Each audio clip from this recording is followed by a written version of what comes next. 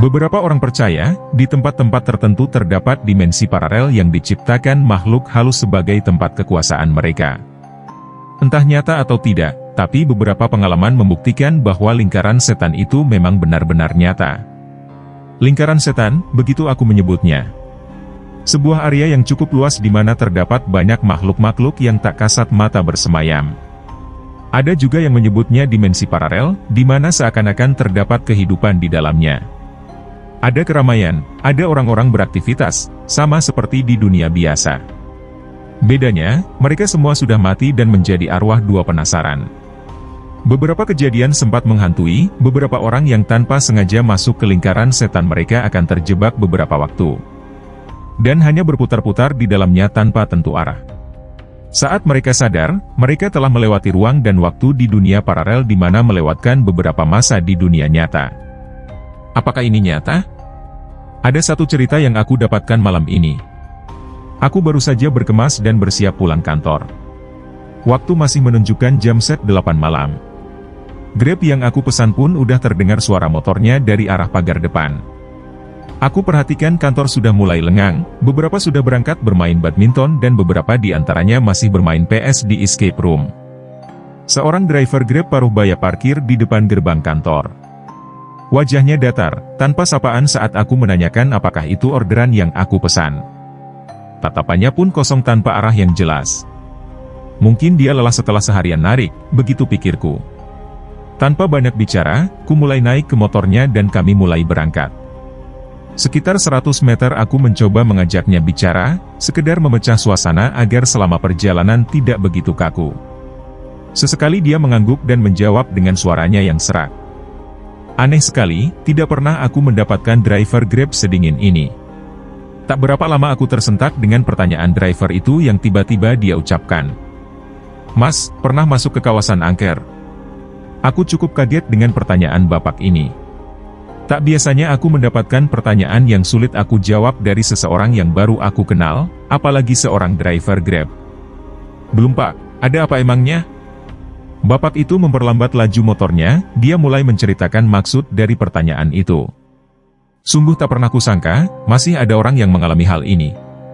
3 hari yang lalu sekitar pukul 11.35, Pak Agus nama driver itu sudah bersiap untuk pulang. Narik ojek seharian hingga malam cukup melelahkan dan menguras banyak tenaga. Dia hanya ingin pulang dan menghitung hasil ngojeknya hari itu. Namun karena lupa mematikan aplikasi, sebuah orderan pun masuk. Dari seorang anak muda yang berada tak jauh dari tempat Pak Agus berhenti. Dilema, jika orderan itu di-cancel, maka performa Pak Agus akan jelek. Namun jika orderan itu ambil, malam mulai larut dan tujuan dari orderan itu pun cukup jauh sekitar 10 km-an. Setelah berpikir beberapa saat, Pak Agus memutuskan mengambil orderan itu dan menjemput pemuda tadi. Pak, kita lewat sini aja ya.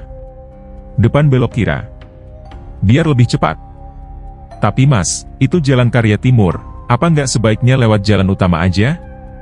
Gak apa-apa pak, lewat situ aja lebih cepat. Karya Timur adalah lokasi pergudangan di Kota Malang. Tempatnya tepat di sebelah rel kereta api. Banyak gudang-gudang dari pabrik-pabrik di sekitar Malang berjajar di sini. Suasananya sepi, hanya beberapa lampu remang-remang di sudut 2 gudang. Tak banyak kendaraan yang lewat jalan itu. Hanya bangkai-bangkai angkot yang dibiarkan berjajar tanpa tahu bagaimana nasibnya. Genangan air terlihat memenuhi sudut 2 jalan, Malang baru saja diguyur hujan sore itu dan menyisakan malam yang dingin yang menusuk. Perlahan Pak Agus dan penumpangnya memasuki jalan itu dan menyusuri jalan sepi dan dingin. Awalnya tak ada hal ganjil yang dia rasakan, namun tiba-tiba hawa sangat dingin masuk dan menusuk kulitnya dari sela-sela jaket Grab yang dia pakai. Dingin, dingin sekali, lebih dingin dari hawa yang dia rasakan sebelum masuk ke tempat itu. Pak Agus hanya bisa diam, dia merasakan hal yang tidak biasa. Dia terus berpikir apakah sebaiknya putar balik dan mengambil jalur utama. Tapi di sisi lain dia tak mau mendapatkan reputasi buruk karena tidak sesuai dengan apa yang penumpang minta.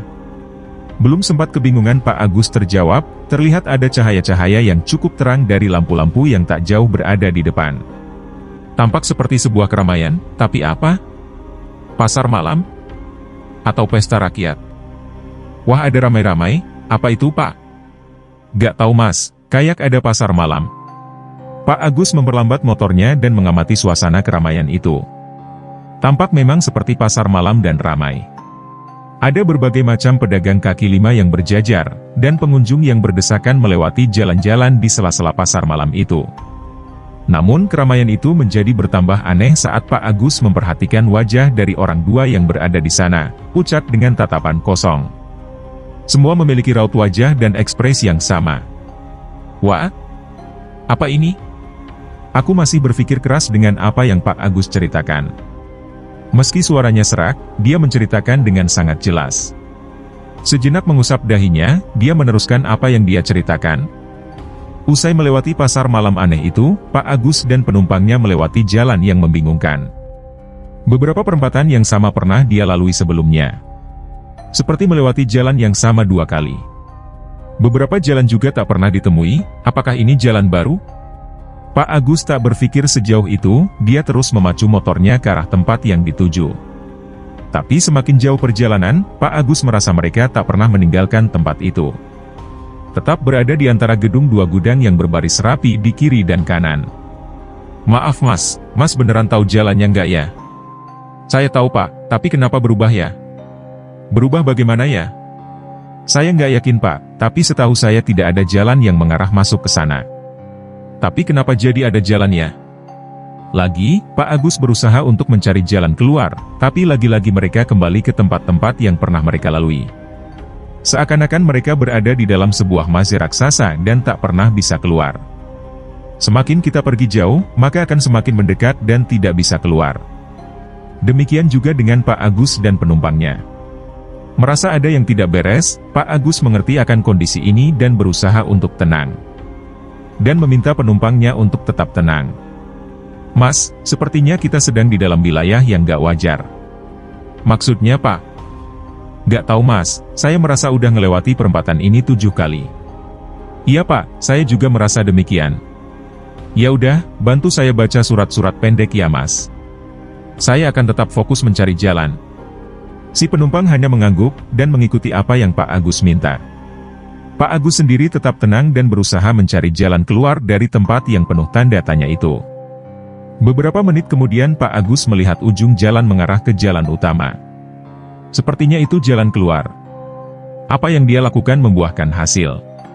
Sedikit lagi mereka akan keluar dari tempat tak berujung itu. Seperti perjalanan tanpa henti dan berputar-putar di dimensi yang berbeda. Dan orang-orang yang ada di dalamnya mempunyai raut wajah ucat dengan tatapan nanar tanpa ekspresi. Kembali Pak Agus merasakan dingin yang teramat sangat menusuk hingga tulang. Sangat dingin menembus pori-pori jaket. Sama seperti pertama dia masuk ke jalan itu tadi. Apakah ini tanda bahwa mereka telah keluar dari dimensi itu? Sesaat motor yang mereka naiki sudah memasuki pinggiran jalan utama. Mereka kembali ke alam nyata. Dengan keringat dingin bercucuran, mereka memastikan lagi apakah benar semua sudah menjadi normal. Tidak ada lagi orang-orang bertampang pucat tanpa ekspresi. Benar, semua sudah normal. Sepertinya kita udah keluar mas. Memangnya tadi itu apa pak? Saya nggak tahu, kita kayak berputar-putar saja dari tadi. Ya udah pak KL begitu kita lewat jalan utama aja. Iya mas, tapi kenapa pak? Pak Agus sangat terkejut melihat kenyataan bahwa sebenarnya mereka hanya kembali ke posisi awal penjemputan, dan tak pernah jauh dari tempat itu. Jalan baru yang mereka lewati tadi hanyalah seonggok tanah kosong yang mengarah ke gudang tua yang terbengkalai. Dan yang lebih mengejutkan, waktu sudah menunjukkan jam 3 pagi. 3 jam lebih mereka tersesat? Sepertinya tidak, mereka sudah melewati dimensi ruang dan waktu.